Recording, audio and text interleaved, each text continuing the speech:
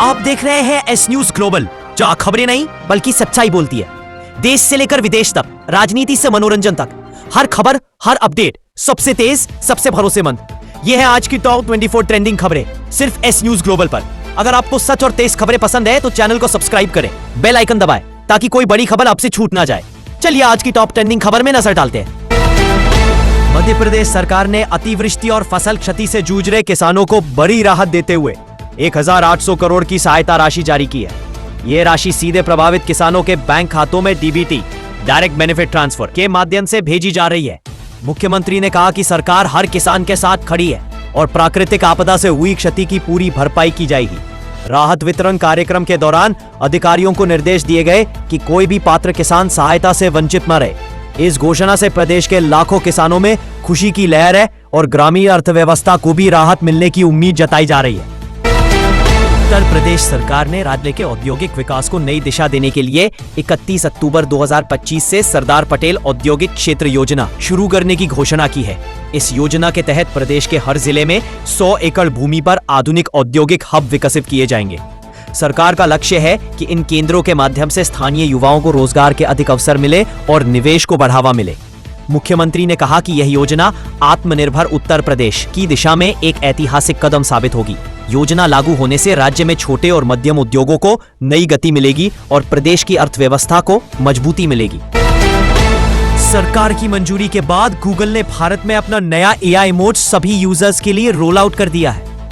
इस फीचर के जरिए यूजर्स अब सर्च में आर्टिफिशियल इंटेलिजेंस की मदद से तेज, सटीक और संवादात्मक उत्तर पा सकेंगे।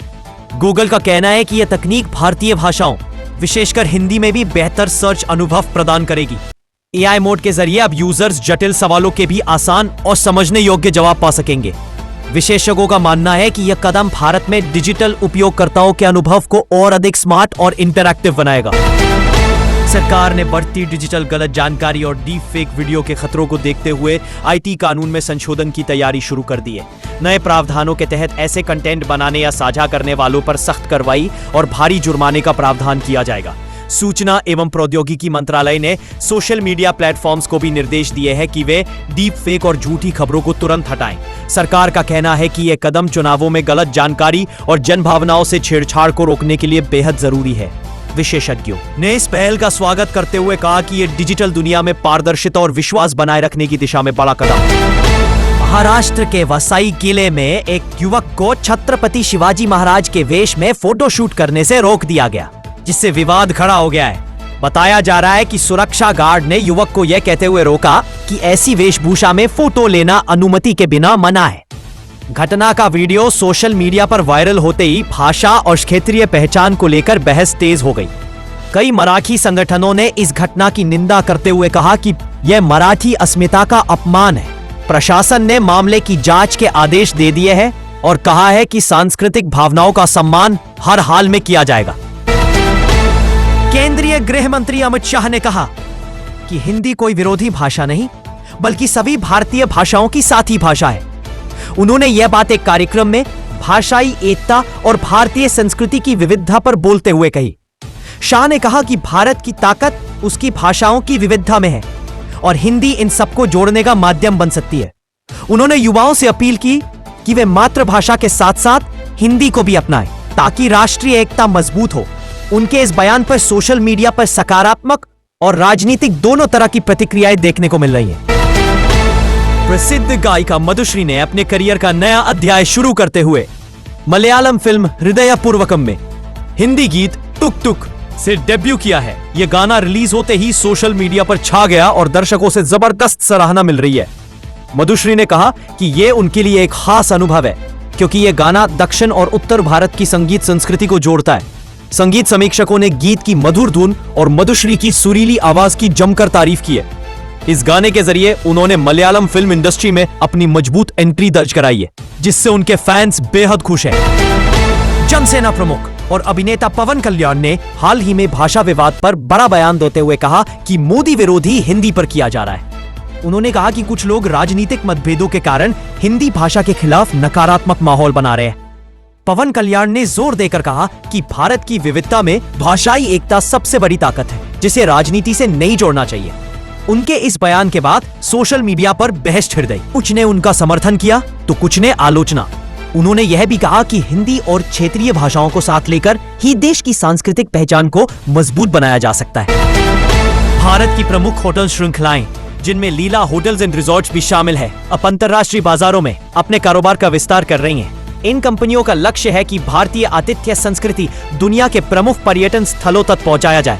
लीला ग्रुप ने हाल ही में यूरोप और मिडिल ईस्ट में अपने नए लग्जरी प्रॉपर्टीज खोलने की योजना की घोषणा की है। विशेषज्ञों का मानना है कि भारतीय हॉस्पिटैलिटी सेक्टर की तेजी से बढ़ती प्रतिष्ठा विदेशी निवेशकों को भी आकर्षित कर रही है। ये कदम भारत के पर्यटन उद्योग और सेवा क्षेत्र को वैश्विक स्तर पर नई पहचान दिलाने में अहम भूमिका निभाएगा। भारतीय अंतरिक्ष यात्री शुभांशु शुक्ला ने अंतर्राष्ट्रीय अंतरिक्ष स्टेशन ISS में सफलतापूर्वक कदम रखा है। उन्होंने ISS से लाइव संदेश में हिंदी भाषा में देशवासियों को अपनी सफलता की जानकारी दी। शुभांशु ने कहा कि यह मिशन भारत के अंतरिक्ष कार्यक्रम में एक नया इतिहास रचने वाला है। उनके इस संदेश ने देशवासियों में गर्व और उत्साह की भावना पैदा कर दी है। विषयनगरों के अनुसार यह मिशन भारतीय युवा वैज्ञानिकों और छात्रों को अंतरिक्ष विज्ञान में करियर बनाने के लिए प्रेरित करेगा। एक कर्मचारी ने शिकायत की कि ब्रिटेन आधारित कंपनी ने उसे दिन छुट्टी के दिन काम करने का आदेश दिया। कर्मचारी ने इस अनुभव को सोशल मीडिया पे साझा किया और मामला तुरंत वायरल हो गया। सोशल मीडिया यूजर्स ने कंपनी के इस कदम की आलोचना की और कर्मचारी के पक्ष में समर्थन जताया। कंपनी ने मामले की जांच शुरू कर दी है और कहा कि कर्मचारियों के अधिकारों का सम्मान किया जाएगा। इस घटना ने वैश्विक कंपनियों में कर्मचारी कल्याण और कार्य नीति पर नई बहस को जन्म दिया है। ताजमहल में एक वीडियो सोशल मीडिया पर तेजी से वायरल हो रहा है, जिसमें एक व्यक्ति कप्तान शाहजहां मुमताज की कब्र के पास गया।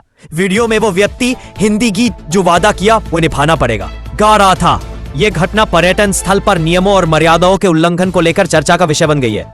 अधिकारियों ने बताया कि ताजमहल के प्रतिबंधित क्षेत्र में प्रवेश करना और गाना गाना अनुमति के बिना मना है। वायरल वीडियो के बाद प्रशासन ने सुरक्षा बढ़ा दी है और आगंतुकों को सतर्क रहने की चेतावनी दी है। हाल ही में रिलीज हुई हिंदी फिल्म सैयारा ने बॉक्स ऑफिस पर शानदार शुरुआत की है। फिल्म ने अपने प्रथम सप्ताह में 172 करोड़ की कमाई करके दर्शकों और आलोचकों का ध्यान आकर्षित किया। सैयारा की कहानी, कलाकारों की परफॉर्मेंस और निर्देशन को समीक्षकों ने खूब सराहा है। विशेषकर युवाओं और पारिवारिक दर्शकों में फिल्म काफी लोकप्रिय साबित हुई है। फिल्म की इस कमाई ने इसे सुपरहिट बनने की दिशा में मजबूत स्थिति में ला दिया है। तो ये थी आज की बड़ी खबरें। अगर आपको हमारी अपडेट्स पसंद आई तो लाइक और सब्सक्राइब जरूर करें। कमेंट में हमें बताएं कि आप कौन सी खबर पर ज्यादा अपडेट रहना चाहते हैं। हम आपको हर दिन ताजा और दमदार खबरें लाते रहेंगे। धन्यवाद और जुड़े रहिए हमारे साथ।